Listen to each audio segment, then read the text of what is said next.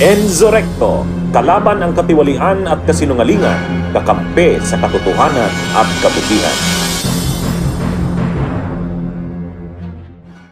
Good afternoon po, Kong Eden Santos from Net25. Kong, may effect po ba dun sa yung paghiling ni NBI Director Matibag na sana bukas makapag-testify siya? Medyo hinarang po ito nung ilang senator, judge, even the Senate President. Well, hindi naman natin masasabi na hinarang dahil hindi pa naman totally nagdidesisyon ang impeachment court, and in fact, pinapasubmit pa kami ng aming written manifestation tungkol dito. Kaakibat ang mga hinihingi nila, like for example, yung sulat, may mga iba pang mga dokumento, yung invitation, at kung ano-ano pa mga travel authority. So, we will try to comply today as para at least papagdesisyonan po ng ating impeachment court. Are you expecting po na in favor sa inyong request na sana ay makaharap siya? Or pwede naman pong sa after na lang niya pagbalik from Thailand? Is it possible? Medyo matagal na kung aantayin pa natin na makabalik dahil pagkakaalam ko medyo mahalaga rin ang babanggitin at magiging statement ng ating NBI Director. Kaya sana, umaasa kami na sana mapagbigyan kahit itong pagkakataon lamang.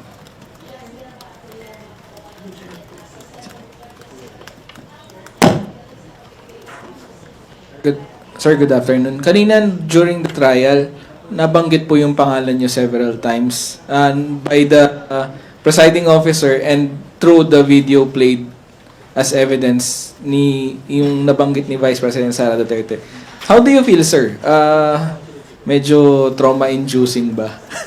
Kasi parang namura na naman po kayo for another time. Well, actually, nung una itong binanggit nung gabi na nangyari yung insidente na subject ng grave threat ngayon, at that time, syempre, hindi mo maalis na medyo matatakot naman talaga tayo dahil unang-una, ito namang hindi namang ordinaryong tao itong nagbitaw ng ganyang pananalita, bagkus pangalawa sa pinakamataas na opisyal ng ating bansa. Pero makikita natin dito sa mga salaysay na at mga video na pinakita yung kanyang pagiging violent nature na very unbecoming para sa pangalawang pangulo ng ating bansa. Sir, so safe to say you felt threatened during that time noong 2024 bilang kayo yung head ng Committee on Good Government and Public Accountability, tapos yung galit niya directed towards the committee? Siyempre, bakit naman po, sino naman po ba ang hindi matatakot sa mga pananalita ng ating Vice Presidente? Alam naman natin yung kapasidad nila. Kaya nga, at that time, sa totoo lang, wala naman akong security. But because of that, naglagay ako ng security dahil hindi naman talaga ordinaryo itong nagbitaw ng salita laban sa atin. So, hindi ito isang mga salita na binabaliwala.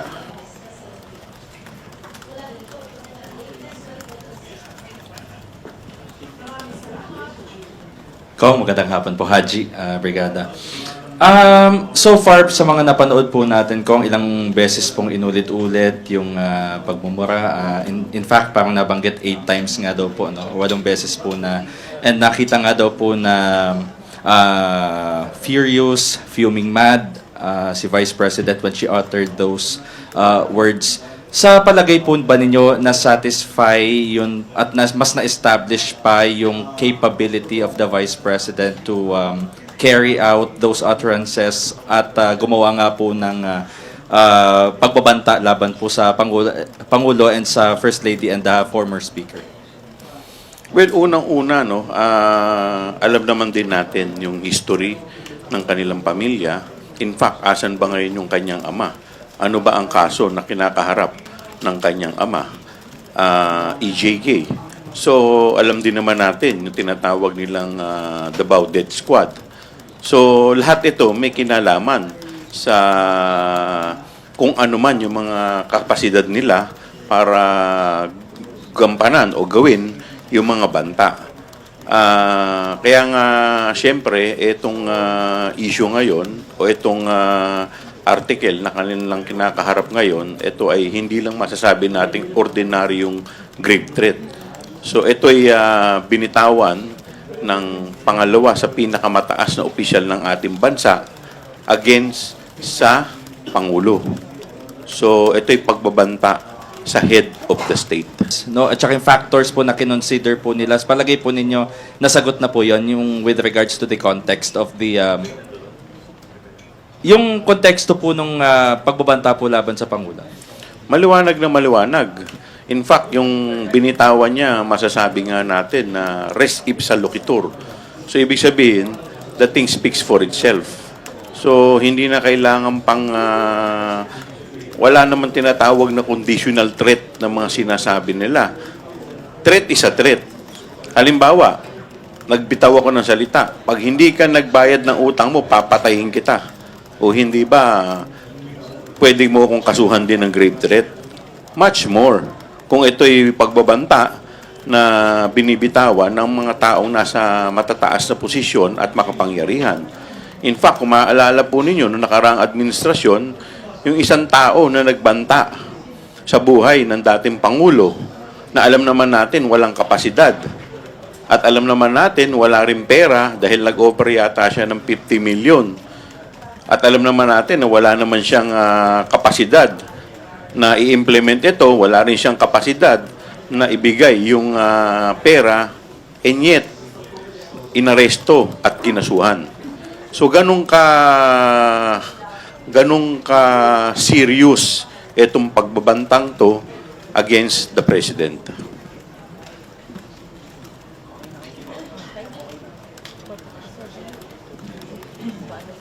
Any other questions? Thank you, sir.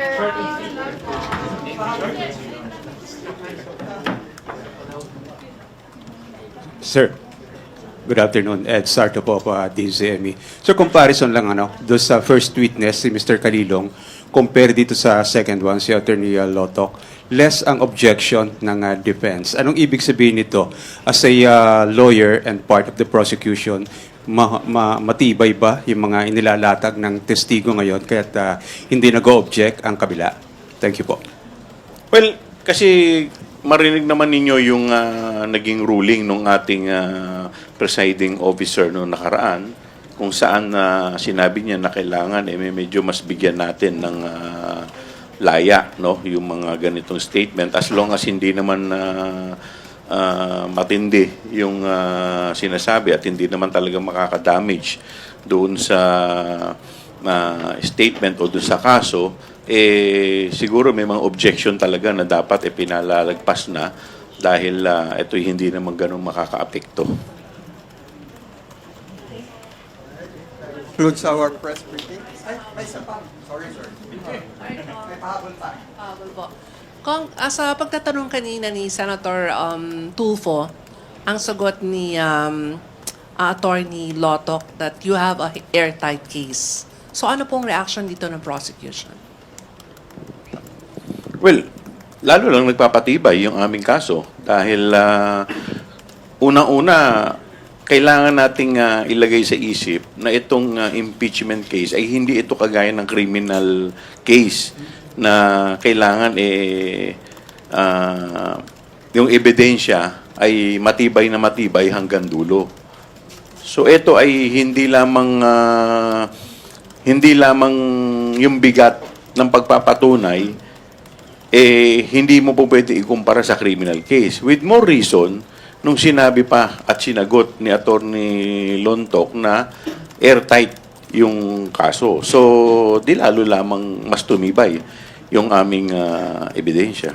Pero on the contrary, sir, ang tanong naman ni Senator Bam Aquino kanina, kung inimbestigahan ba ng NBI yung kinontak ni Vice President Sara Duterte.